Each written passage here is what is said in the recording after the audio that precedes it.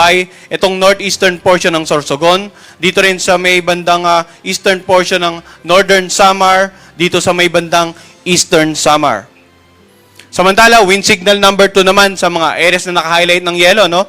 Dito sa southeastern portion ng Isabela, sa lalawigan ng Aurora, sa buong Quezon, sa eastern portion ng Rizal, sa Laguna, sa natitirang bahagi ng Camarines Norte at Camarines Sur, sa natitirang bahagi ng Albay, natitirang bahagi ng Sorsogon, sa Burias at Ticao Island.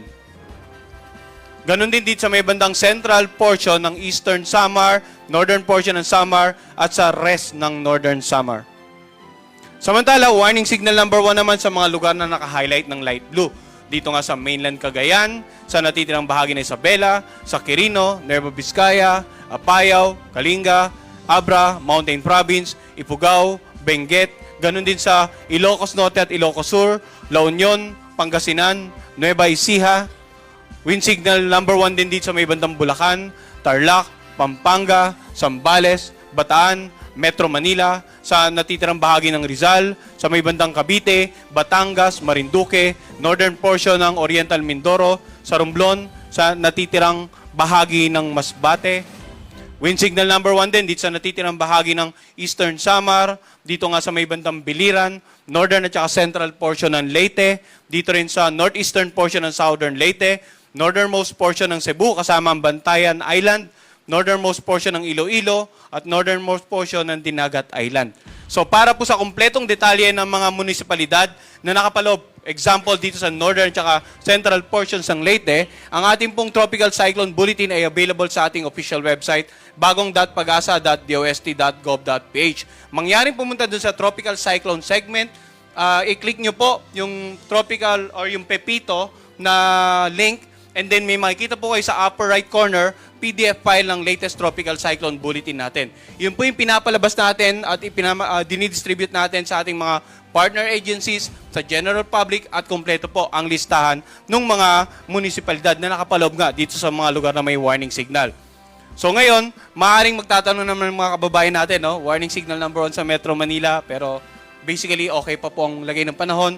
Malamang dito rin sa mga ilang bahagi, sa kanlurang bahagi ng Luzon. So muling paalala natin, no, yung lead time or yung palugit bago natin actual na maramdaman yung tinatayang lakas ng bagyo. For example, sa wind signal number 1, up to 61 kilometers per hour, maaring maramdaman ang lakas ng hangin sa mga lugar na naka-highlight ng light blue in 36 hours or less.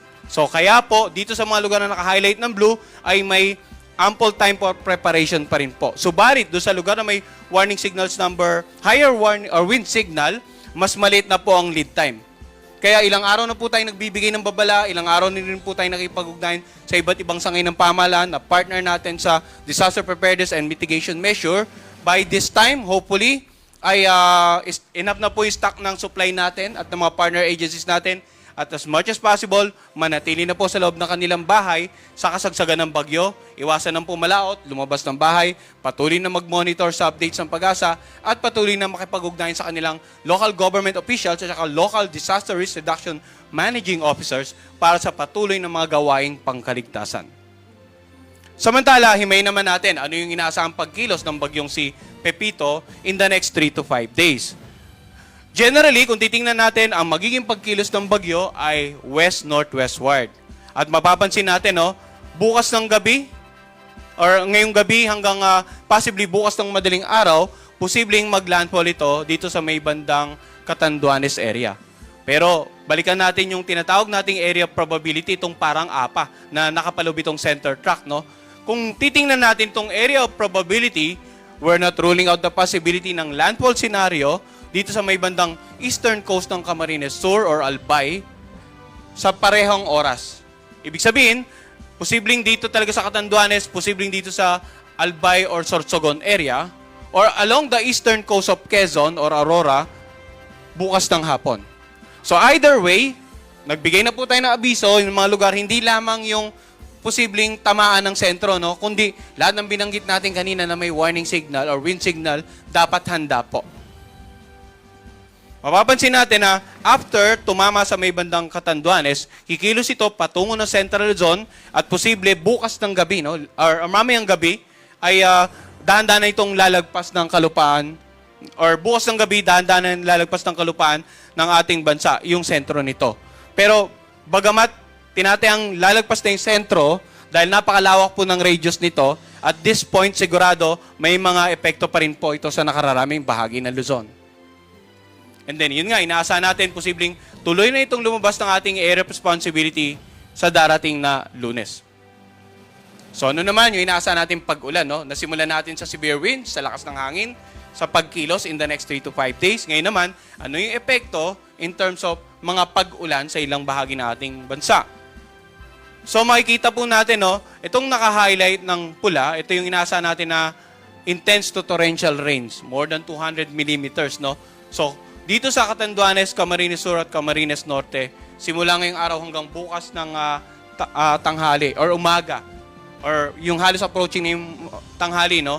Ito yung nasa nating posibleng dami ng ulan na bumagsak dito sa mga nabanggit nating lalawigan. Heavy to intense naman po sa mga lugar na naka-highlight ng orange. Dito nga sa lalawigan ng Quezon, Albay, Northern Samar at saka Eastern Samar. Samantala, moderate to heavy rains naman dito sa mga areas na naka-highlight ng yellow. Dito po sa may bandang Sorsogon, itong Masbate, itong Biliran, lalawigan ng Samar at itong Leyte. Simula po ngayong araw hanggang bukas. Samantala, bukas ng makapananghali hanggang sa Lunes ng makapananghali, yung ulan naman, mapapansin natin yung maraming pag-ulan ay magiging malawakan ng masasakupan dito sa nakararaming bahagi ng Central Luzon. Dahil nga po inaasahan natin yung pagkilos ng bagyo, no? Paglapit, after dito sa may bandang Bicol region, kikilos palapit naman sa Central Luzon area. So, intense to torrential rain sa mga lalawigan ng Benguet, Nueva Vizcaya, Quirino, Pangasinan, Nueva Ecija, Aurora, Rizal, Quezon. Simula po bukas hanggang sa Lunes ng halos pananghalian. Samantala, moderate to heavy to intense naman po dito sa may bandang orange na areas, dito sa La Union, sa Zambales, Tarlac, Pampanga, Bulacan, Bataan, Metro Manila, Cavite, Laguna, at Camarines Norte. Moderate to heavy naman sa areas na naka-highlight ng dilaw, Camarines Sur, Marinduque, Batangas, Cagayan, Sabela, Kalinga, Mountain Province, Ifugao, Abra, at Ilocos Sur. Ngayon, yun na lamang po yung projection natin, no? Dahil inaasahan natin na possible by Monday onwards ay tuloy ng lalabas nga ng ating area of responsibility yung bagyo. That is why, 2 araw na lamang po yung may projected significant amount of rains dito nga sa nakararaming bahagi ng Luzon at ilang bahagi ng Visayas. So, himayin naman natin ngayon yung posibleng daluyong o storm surge, yung malalakas na alon na pwedeng humampas sa mga coastal areas ng mga ilang lugar na either direktang tatawirin ng sentro ng bagyong si Pepito or masasakupan ng bagyo sa pagkilos niya palapit nga na ating bansa hanggang sa pagtawid, no? So, nagpalabas po tayo ng storm surge warning at ito nga, more than 3 meters inaasahan natin pwedeng pumalo sa mga dalampasigan or coastal areas ng Camarines Norte, ilang bahagi ng Camarines Sur, Catanduanes at ilang bahagi ng lalawigan ng Quezon. Yung naka-highlight ng red. Samantala, 2 to 3 meters naman sa mga coastal areas na naka-highlight ng orange. Albay, Aurora, ilang bahagi ng Batangas, Biliran, ilang bahagi ng Camarines Sur, Eastern Samar, Sabela, La Union, Leyte, Marinduque, Masbate, Northern Samar, maging dito sa may bandang Pangasinan, no, at ilang bahagi ng Quezon dahil nga sa inaasahang pagkilos ng bagyo. Ganon din sa may bandang ilang bahagi ng Samar at ilang bahagi ng Sorsogon, meron din tayong posibleng storm surge na abot hanggang 3 metro. Samantala, dito naman sa mga lugar or coastal areas na naka-highlight ng yellow, ang tinatayang taas ng storm surge mula 1 hanggang 2 meters. Dito nga sa Bataan, ilang bahagi ng Batangas, Bulacan, Cavite, Ilocos Norte at Ilocos Sur, sa La Union, dito rin po sa National Capital Region, particular sa 1st, 4th at 3rd District, sa may bandang Pampanga rin, portion ng Samar, portion ng Sorsogon at Zambales. So ito pong storm surge na to, mapapansin nyo, confined po sa mga coastal areas, no? Binabanggit lang natin yung mga lalawigan dito, pero titingnan natin yung mapa para ma-identify natin ano yung coastal areas. At meron din po tayong available na listahan ng mga munisipalidad. Ayon sa tinatayan nating storm surge warning, available din po sa ating website ito, bagong.pagasa.dost.gov.ph para sa kompletong listahan po. Ngayon, tiningnan din natin yung posibleng high tide episode ngayong araw sa ilang bahagi nga ng mga southern zone, Visayas area, dahil nga ina-anticipate natin yung paglapit ng bagyo. No? Ang ating pong tidal predictions, high tide ay galing sa NAMRIA. Makikita nga natin, no? Dito sa may bandang Samar provinces, Eastern Samar at Samar, ngayong araw, meron tayong mga high tide episode. Northern Samar, sa may bandang Sorsogon, Albay, Masbate, Camarines provinces at Catanduanes. Ngayon, kaya po natin ipinakita ito dahil bukod doon sa projected nating storm surge at pag nagkataon po na meron pa tayong high tide na episode, inaasahan natin posibleng mas mataas pa yung magiging actual na level ng mga pag-alo na pwedeng humampas po sa mga coastal areas ng mga lugar na binanggit natin kanina. Muli, ipapaalala po natin sa ating mga kababayan, no? Ang heavy rainfall, malalakas na hangin, maging yung storm surge, pwedeng ma-experience din po ng mga lugar na wala sa landfall point. Basta nasa loob po ng periphery ng bagyo, basta may warning signal po sila, dapat handa po tayo sa malalakas na pag-ulan, hangin, at maging sa matataas na pag-alon sa mga coastal areas or yung daluyong. Para po, mas mapaghandaan natin yung worst case scenario, mas maganda po yung ganitong pag-iisip po ba para mas lalo tayong ready sa paparating na bagyo. Samantala, ito po mga lugar na may gale warning, hindi na po papayagang pumalaot ang anumang uri ng sakyang pandagat. Pinalabas po natin yan kanina alas 5 ng umaga sa lalawigan ng Catanduanes, northern at eastern coast of Camarines Sur, northern coast of Camarines Norte, northern Samar, eastern coast ng Eastern Samar, eastern coast ng Polillo Island, Albay, Sorsogon, Ticao at Burias Island. Ang gale warning naman po, nagsasabi na ang mga bahaging karagatan nito ay magiging maalon hanggang sa napakaalon dahil sa paparating na bagyo. At asahan po natin na mas lalawak pa yung mga lugar na i-highlight natin ng red. Actually, kahit po walang highlight na red, basta may warning signal, as much as possible, wag na pong pumalaot yung mga kababayan natin sa mga bahaging karagatan ng mga lugar na may warning signal. Samantala, may isa pa tayong binabantayan, no? Ang bagyong si Ophel, bagamat malayo na ito sa kalupaan ng ating bansa, nasa loob pa rin po ng area of responsibility. Kahapon, lumabas bahagya, muling pumasok. At kanina alas 10 ng umaga, nasa around 225 kilometers ang layo northwest ng Itbay at Batanes.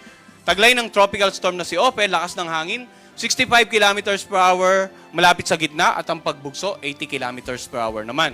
At ang pagkilos, northeast sa bilis na 10 kilometers per hour. Dahil malayo sa kalupaan ng ating bansa, wala po tayong nakataas na warning signal naman na associated with bagyong Ophel. Pero ulitin ko, yung kaninang binanggit natin mga warning signal, maging yung storm surge prediction at saka yung mga ulan, associated po yon with bagyong Pepito. At makikita natin sa forecast track naman ni Ophel na ito ay posibleng ang tumawid na southern part of Taiwan bago tuluyang humina na bilang isang low pressure. So, kaya po subject for monitoring pa rin ng Pag-asa ang bagyong Ophel, kahit hindi na nakaka-apekto, basta nasa loob po ng ating air responsibility, patuloy tayong magmo-monitor at magbibigay ng Tropical Cyclone Bulletin. So, muli, paalala natin, no, yung Tropical Cyclone Bulletin, patungkol sa bagyong si Pepito, every 3 hours nagbibigay po tayo ng update.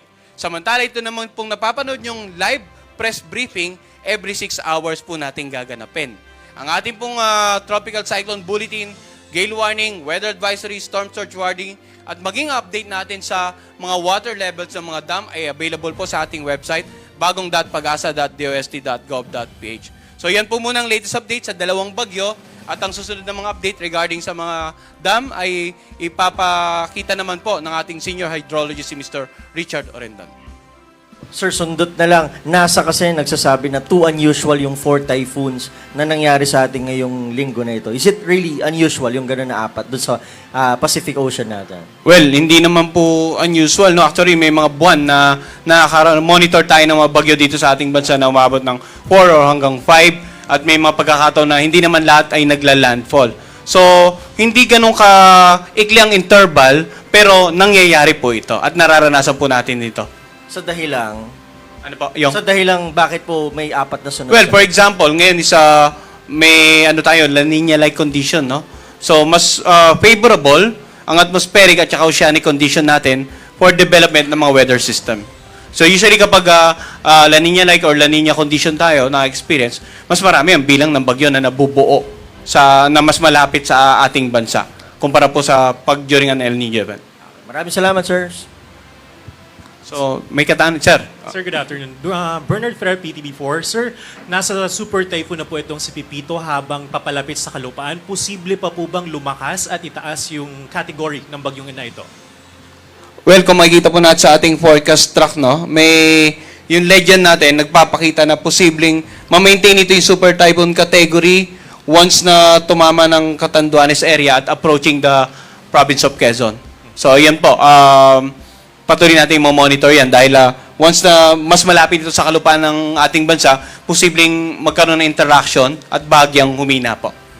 So maraming salamat po sa mga katanungan. Kung may katanungan po ba sa mga kasama natin dito sa media room, gusto ko lang po i-acknowledge ang presence ng ating Pag-asa Administrator, si Dr. Nathaniel Servando po. Good afternoon, sir. So, I think kung wala na pong katanungan sa mga kasama natin dito, tiningnan ko lang po saglit yung mga comments sa ating official Facebook account at karaniwan pong itinatanong nila kung magkakaroon ba ng higher warning signal sa kanilang lugar sa mga susunod na araw. So, generally, sasagutin ko po yung katanungan na halos ganun yung konsepto, no, na nakararaming mga kababayan natin doon sa Facebook page. Kaya po i-plinash ko dito yung forecast track ng bagyong si Pepito. Binanggit din natin kanina na sa ngayon, ito nga, yung mga ilang areas lang mga may warning signal. Yung mga tanong mga kababayan natin, posible bang tumaas daw po yung warning signal? Tama po sila. Habang papalapit po ang bagyong si Pepito sa landmass ng ating bansa, posibleng ma-upgrade yung kasalukuyang warning signal sa inyong lugar. Kaya pinapayan po namin kayo na patuloy na magantabay sa 3-hourly update ng Pag-asa regarding the bagyong Pepito. So, last call, may katanungan pa po ba sa mga kasama natin dito sa media room? Kung wala na po, I think that ends our press briefing for today. Muli, maraming salamat po on behalf of Pag-asa and OCD and the RMCI. Nagpapasalamat po kami sa inyong patuloy na pagsuporta sa aming ahensya sa pagpapakalat ng impormasyong napapanahon para sa paghanda natin sa paparating na bagyong si Pepito. Muli, maraming salamat po at magandang araw po sa kanilang lahat.